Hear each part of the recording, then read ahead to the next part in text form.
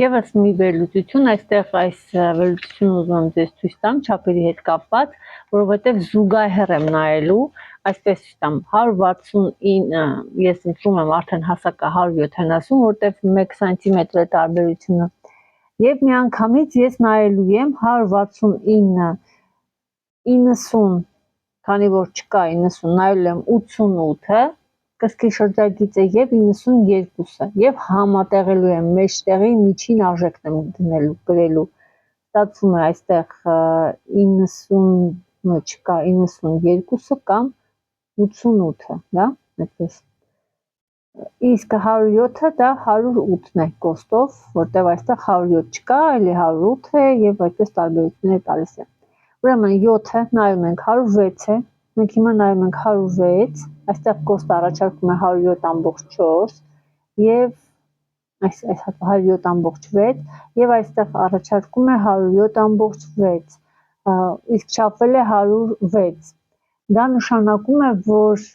գոտկատեղի մակարդակը հնարավոր է 1 սանտիմետր ֆիքսված է եղել ներքև եւ թողնում ենք սա նկատի ենք ունենում որ 1 սանտիմետր 1.5 սանտիմետր ներքև է գոտկատեղի մակարդակը նեղ հատվածը եւ թողնելու ենք հենց այդպես պետք է լինի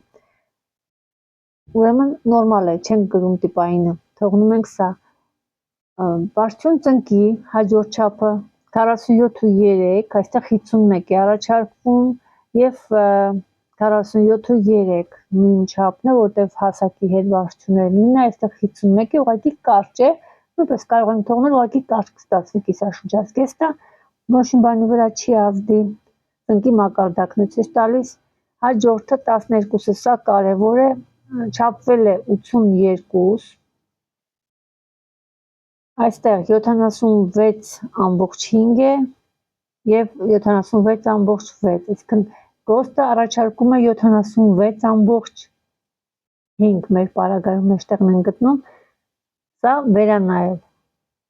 Իսկ եթե 82 է, ուրեմն շատ բարձր է, շատ աչքի ընկնող երկար ոտքեր են, այդպես ասեմ։ Եթե այդպես է, ուրեմն պետք է ուսանողը թողնի հենց այս չափը, մի քանի անգամ պետք է նորից ճշտի այս չափը։ Եթե նույն թիվն է ստանում, ուրեմն աշխատում ենք հենց այս տիպային, այդ անհատական չափով։ Գոտկատեղի շրջագիծը միշտ նույնն է, ոնց որ կա, սա միշտ ճիշտ է, սա նույնն ենք գրում, չնայած որ գոստը 108 է,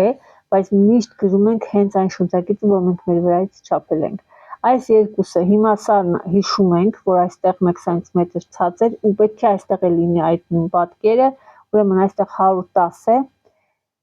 110 է, այստեղ 107 էր, այստեղ 112 է, ուրեմն շատ կոր է բարձրացել վերև եւ ներքևը 108 է այս հատվածը, ուրեմն սա նույնպես կարող ենք ուղղակի առաջարկել, որ շատ ինչ-որ տարբեր բան չստացվի, որտեվ շատ բարձր կստացվի սրան համապատասխան չի լինի։ Մոտապես գիտեք ոնց է ստացվելու կիսաշրջազգեստի այս հատվածը,